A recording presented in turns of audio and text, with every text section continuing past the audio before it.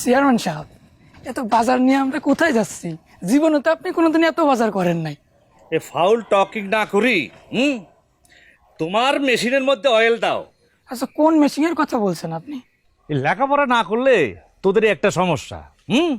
R oil your own machine, মানে নিজের সরকার তেল দাও। না মানে হয়েছে কি, একটা কুলি নিলে ভালো হইতো না? এই কুলের পিছনে যদি আমি টাকা ইনভেস্ট করতে হয় তাহলে তোরে রাখছি কি জন্য? চেয়ারম্যান সাহেব, আপনার সাথে 2 নম্বরে কাম আছে, সব তো আমিই করে দিই, তাই না? হ্যাঁ, এটা তো ঠিক বলছস। আমার সব 2 নং ওয়ার্কে যেহেতু তুই থাকস, তাহলে এই জায়গায় আমি অ্যানাদার পিপলকে তো আমি পুশ করতে পারি না। হ্যাঁ, এখানে একটা সিক্রেসের ম্যাটার আছে। হ্যাঁ, তুই ইম্পর্টেন্ট পারসন।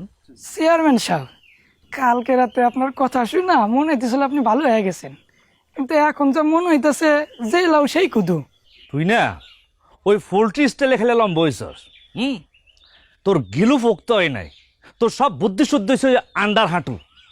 আমার সাথে এতদিন তুই কোম্পানি পাওয়ার বড়, তোর গিলু এখনো পোক্ত হয় নাই।